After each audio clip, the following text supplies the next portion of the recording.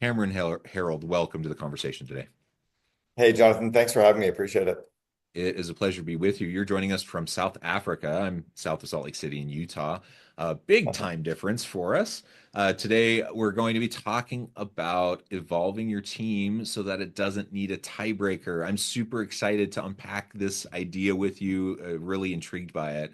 And Mm, we're going to have such a fun conversation. As we get started, I wanted to share Cameron's bio with everybody. Cameron Herold has decades of experience in operations, scalability, company culture, and so much more. Some topics, or excuse me, let's see. Cameron is founder sorry, let me start over. Cameron is founder of the COO Alliance and the Invest in Your Leaders course, is known as the CEO Whisperer for helping top businesses like Sprint Telecom and Middle Eastern Monarchy double their profits and revenues within 3 years. Starting his entrepreneurial journey early, Cameron built two $100 million companies by the age of 35 and later drove 1-800 Got Junk growth from 2 million to 106 million in revenue and from 14 to 3,100 employees in just 6 years. He's a captivating speaker, has spoken in 26 countries across 7 continents, including Antarctica. I'd love to hear more about that, and is a top rated lecturer. Um, there's so much more. I could talk all day about all the cool things that you've done. I'm going to pause there though. Thank you. Anything you would like to highlight about your background before we dive on in? I'm a dad and a loving husband. That's probably Mm. all the stuff I've got to the bio that Most matters. important things, right? There you go. Yeah. Very good. So first off, this isn't what we're talking about really, but tell me about speaking on Antarctica. Yeah, and let me just add something really quickly. It's funny. I was talking to my two kids about this about 7 or 8 years ago. I said, if your friends ask you, what does your dad do? I don't want you to be saying things like, I run the CO Alliance, or he's an author, a speaker. None of that Mm, stuff matters. I want you to right. say that I'm a traveler, that I'm a global traveler, that I cross off bucket lists, that I go to festivals, that love hiking and I love skiing and I love golfing and cooking. I want you to tell them about my hobbies and my passions, not what I do to make money. So that's become a very big focus for me. And I think for many leaders, Cool. we've lost sight of what really matters because at the end of the day, that is what really matters, right? This is just what we do to make money. The speaking in in Antarctica, I have been paid to speak now in 29 countries, which is Mm, crazy. And years ago, I had thought I was going to pull together a trip of CEOs to actually go to Antarctica as a way to cross off, that I've been mm. been spoken in 7 continents. And I was talking to a CEO about it. He goes, I'm actually running a trip for a bunch of CEOs next year. Why don't you come and I'll pay you to be a speaker and you can come with us? And I was like, Nice. that would be amazing. So we went. It was 3 years ago now, and we had actually had the first silent disco in history on Antarctica. We had a whole bunch of CEOs dressed up in penguin onesies, and we did a dance party on the boat. And I actually did a speaking event to a group of CEOs when I was down there about growing your people and growing your companies. And yeah, so I guess I'm one of the rare people who have been paid to speak on all continents. Not again, not that it matters, Well, but that it's that fun. is super cool. And I Yeah. totally agree. Like, let's focus on what matters most. Husband, father, world traveler, you Yeah. know, lover of the planet, and all those sorts of things, right? That is what matters. And at the end of the day, uh you know all the other stuff is great. It's great to have impact and influence and help businesses, but it's those other things that make all the difference in the world. So And I think if we can show up in our companies with that actual belief and with that day-to-day kind of joy de vivre and with that day-to-day focus on having a great life and doing really fun things, we bring that energy and that enthusiasm and that mindset to our employees. And we can help absolutely. our employees build better lives and better connections with their spouse, better connections with their kids, better connections with their parents, better connections with themselves. And there's lots of stuff that they can be doing in their own cities that doesn't even cost money. And I think at the end of the day, if more leaders would show up caring more about their employees' dreams and goals and insecurities and passions and fears than we do about the company, the employees will end up going through brick walls for us to build the company in the first place. Right, right. Well, often we'll talk about just remembering the humanity in our people, right? And most leaders, I don't know many leaders who won't say, that people matter, like we need to invest in our people. Like everyone knows that's the socially acceptable thing to say at a minimum. And I think most people believe it to some extent at least. But, do we practice that? Do we actually run our business in such a way that demonstrates that that we really value our people, that we want to treat our people with dignity and respect, and when we approach them in the way that you just described, I think it demonstrates a certain level of just true value of them as an individual human being on this planet with a individual life, outside of the company, like that matters. That really just matters. And Totally. it's not common, in the It's business really, world. And it's really not, it's sad. It's one of those things. I've heard a comment recently, and it's strong opinions loosely held. And I mm, think all leaders have a strong opinion that we should care about their people, and they don't do anything about it. They're yeah, focused on the number. They're focused on payroll. They're focused on tariffs. They're focused on, growth. They're focused on the metrics and the dashboards. And they forget that if they could flip the org chart upside down and obsess about caring about their people and building up their confidence, their competence, and their connections, those people would get more results for them.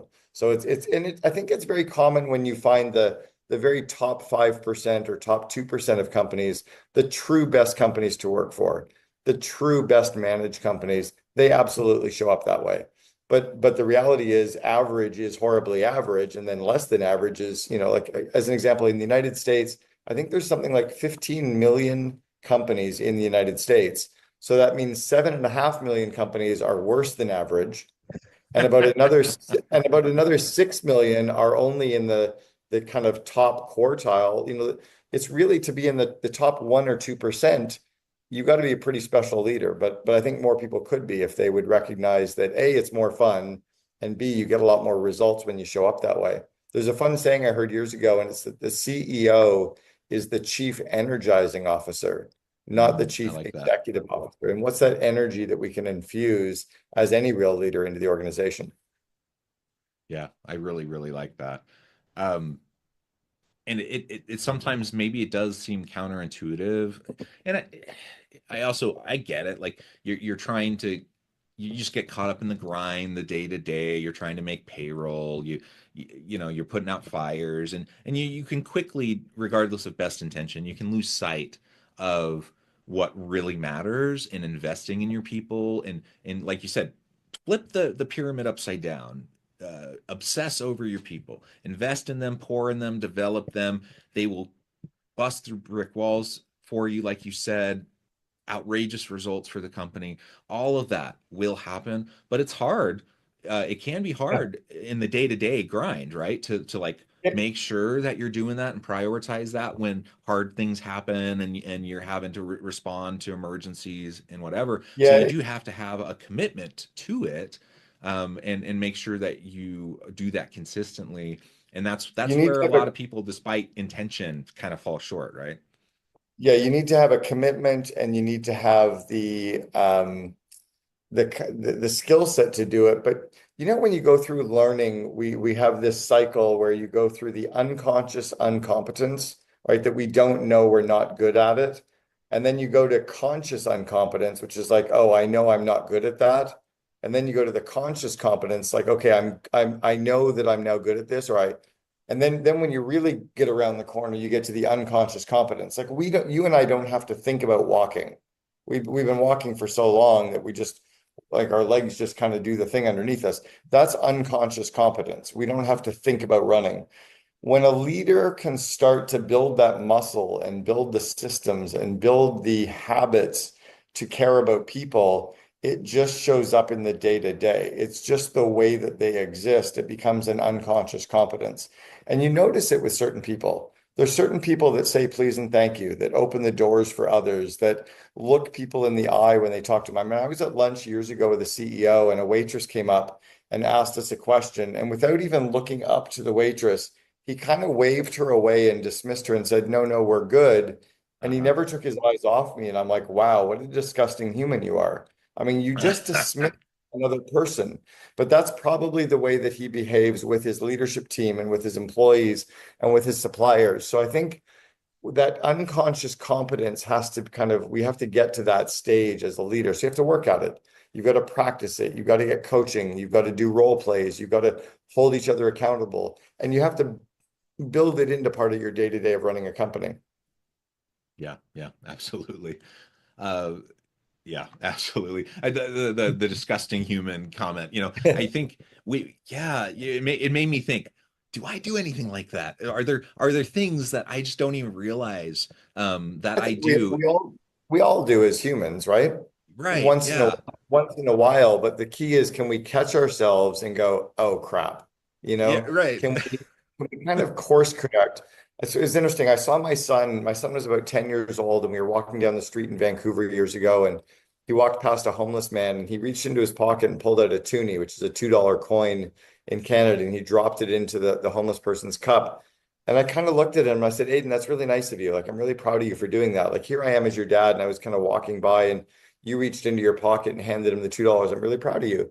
And about one block later, he paused and he said, Dad, wait a second. And he went running back down the street, and he stopped and talked to the man for a minute.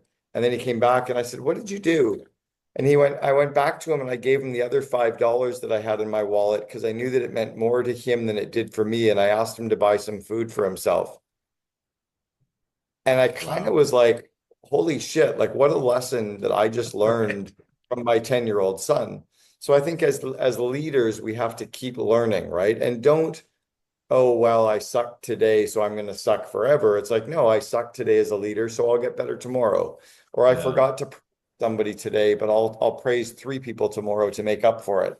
I think those are the things that we can do as leaders to build that muscle. And again, when we care more about our people, they'll go through those brick walls to build our company. When we built 1-800 Got Junk, we ranked as the number 2 company in all of Canada to work for. That was 1.46 million companies. We ranked number 2, but it's because we obsessed about our people. Like, we really, really cared about them. Yeah. Yeah. Oh, what a touching story about your son. That's Mm. really beautiful. And Thank you. you're right. Like we all have those little foibles, right? We all have those little things. Often we're not even aware of them. Hopefully we can become aware of them through self-reflection or having a good, mentor, colleague, someone who can help, kind of point it out to us, who has trust, to share that with us, and just continuous learning, continual development, that we can get a Yeah. little bit better every day, right? That's what I hope, and I hope people will be gracious and have enough care and faith in me, and be patient with me so that I can get a little bit better every day. Well, and it becomes a very cognizant decision to do that, right? I think I was speaking to a CEO about 4 or 5 years ago that I was coaching, and the CEO said, we don't really have a culture. And I said, well, then that's your culture. Like, it's beige. And it's not even Martha Stewart beige. It's kind of like boring, nondescript beige. You are horribly average. You're right in the middle of those 15 million companies.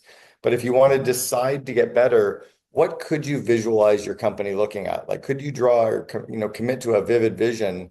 And could you describe your company? Could you describe the way that you want to treat people, or the way that you grow people, the way that you foster healthy communication and debate, the way that you get people to interact on a day-to-day, the way that you get people to call each other out and call each other out and support the core values and praise each other to success? Can you craft that culture and then figure out how to make it come true? And he said, yeah, I guess we could. So that was the journey that we went on. His coaching was turning this very beige kind of meh company into a best place to work, right? And it becomes a very cognizant decision to get there. Yeah, absolutely. You'll always have a culture, so it's a question of whether it's going to be purposeful and proactive and developing what you want it to be, or if it's just going to kind of whatever, become We something and often not terribly positive.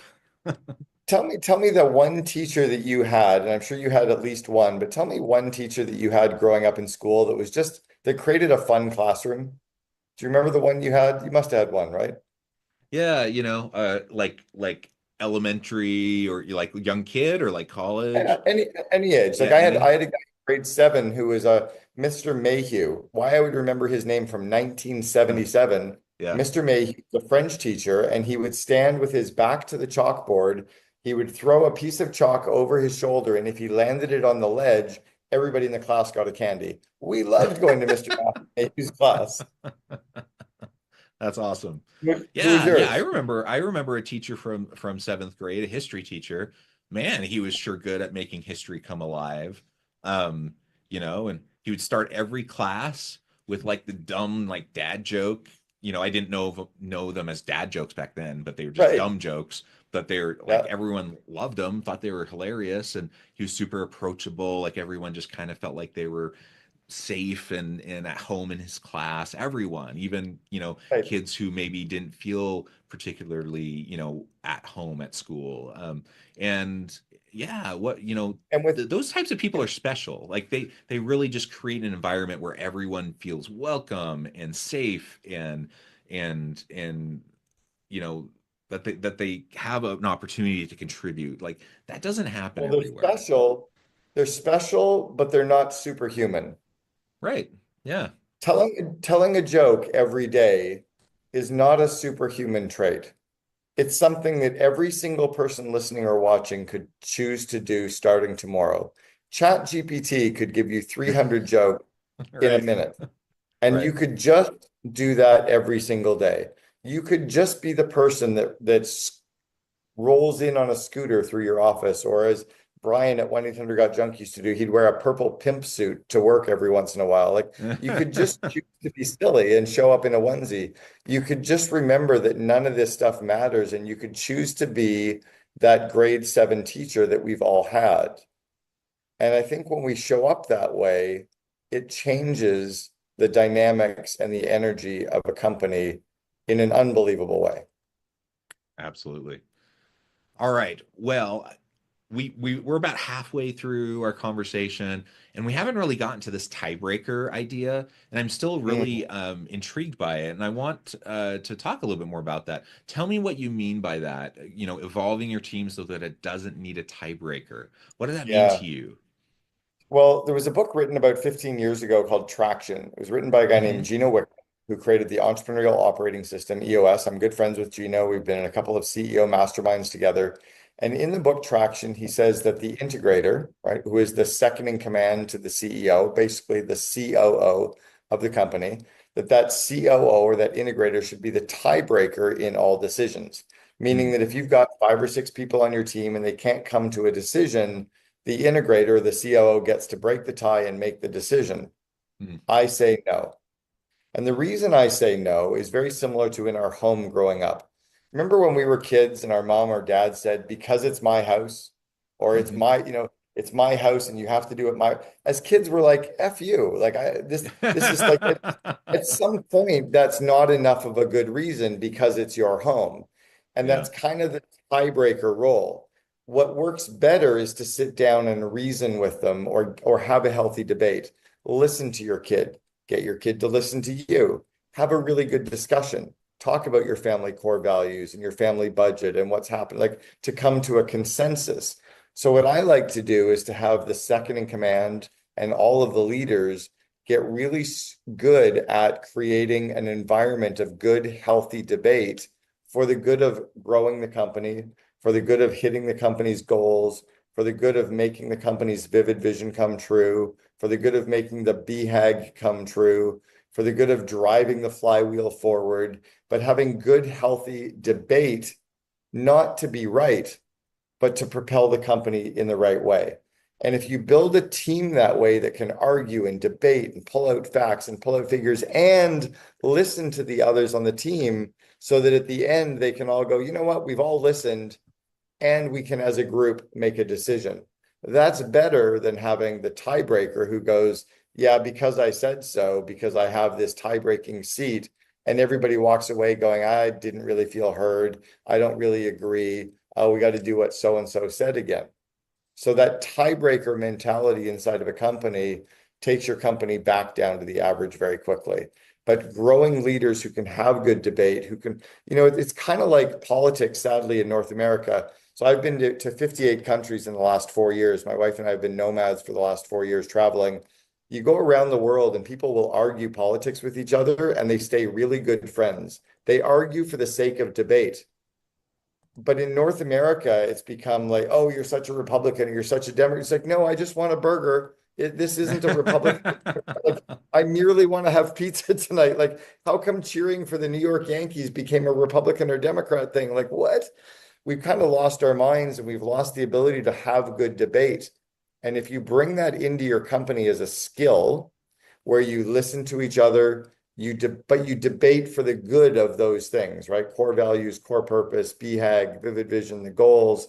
Then everybody walks out of the room going, that was amazing. I got to say my piece and I got to listen to everybody else's, and we all made a decision. It wasn't mine, but what the hell? It feels pretty good after we listened. Yeah, I love that. That's what I mean. Generating the buy-in, like getting people on board. People are going to be way more committed to the decision. It can take a little bit more time and energy up front to go through that process, right? To have those conversations, to have the debate, go through the ideation. It can feel like you're saving time on the front end by kind of shortchanging those conversations and then just having someone authoritatively making the decision or having the tiebreaker or whatever. But on the back end, it usually takes a lot more time and effort, Right. because people aren't as on board. The change initiatives don't take hold, or whatever the case may be. You just don't have the same level of commitment, enthusiasm, energy behind whatever the decision is. You just don't. Exactly. Exactly. Now, there's a caveat to what I say. What I'm not suggesting, I'm not saying that we build a bit of a kumbaya group hug culture Sure. where everybody has to be involved in every decision. That's not what I'm saying. I'm not saying that if you have a 500-person company, that all Right. 500 people get involved in every single decision. But the people at the table, so it's up to the person who's booking the meeting to decide who you're bringing in, and then making sure that all of those people have a voice, that all of those people get heard. But if you're not willing to listen to somebody's facts and figures and feelings around something, then why did you invite them in the first place? So bring in only the people that need to be there to make the decision, create an environment that has all those people able to talk and discuss it. You can do it all very quickly, but at least you do it in an environment that feels healthy, and it feels like you're doing it again for the good of the core values, the core purpose, the BHAG, the vivid vision, the goals, right? You're doing it to move the organization forward. And Yeah. I learned something about that from a marriage coach I was working with years ago. She said, do you want to be right, or do you want to be in the marriage? Right. Like, what are you arguing for here? To be right or to be in the marriage? I'm like, yeah, good point. Every once in a while, you've got to argue, again, not to be right, but you at least want to be heard, right? You at least want to be able to have a debate with your spouse, or a discussion with your spouse, but in a good, healthy, constructive way, because you want to be in the marriage as well. And I think leaders need to remember that debate and conflict doesn't have to be bad, right? We don't have to whitewash everything so that we don't hurt somebody's feelings. No, that's not what this is about, right? Yeah, and I think a good, mature, secure leader 100% welcomes this. They love the input. They love the feedback. They love the challenge. Like, they want their thinking to be challenged. They want the smartest people in the room pushing on their ideas, because they know Totally. it drives better thinking. It drives better solutions, right? And it's the Totally. really insecure leader. It's the immature leader who gets threatened by that, who wants yes people around them, sycophants around them, who that's the environment where maybe they feel a little bit more comfortable, but it's going to produce worse outcomes. You're going to have Yeah. worse decisions. You're going to have There's, crummier products and services. You're going to have worse, results for your people. And There's there, I not mean, a there's just single there's not go ahead. a single A player out there that wants to work in an average environment where we don't get to have that level of discourse. At Google, they say, I don't care what you feel, I want to know the data. They want to know that you're bringing data to support your argument versus just a feeling, right? I want to know your thoughts, but I also want to know the data. And I think that's important to kind of bring that into that organization. But yeah, A players really want to have the good debate because they want to build something good. They want to be fighting for the good of the company, but they don't want to just argue for the sake of arguing, right? They don't want to just argue to be right. That's not what they're in this for. Imagine a hockey player, a football player, a baseball player, a basketball player arguing with their teammate just to see who's the better basketball player. No, they want to push to have the better Right. result so they can win the championship, right? Right. Yeah. Well, Cameron, this has just been a fantastic conversation. I know we've only scratched the surface. There's so much more to be said. But I know at the time I've already kept you longer than I should have, but I need to let you go. Before we wrap things up for today, I wanted to give you a chance to share with the audience how they can connect with you, find out more about your work, and then give us a final word for today. Sounds great. Yeah, I've written 6 books. I run a podcast called the Second in Command Podcast. I have an online training called Invest in Your Leaders.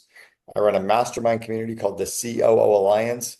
And then all of that information about me, my books, everything is on CameronHerold.com. And it's HEROLD. So CameronHerold.com. It's all up there. But at the end of the day, I guess my final word is to remember that none of this stuff actually matters.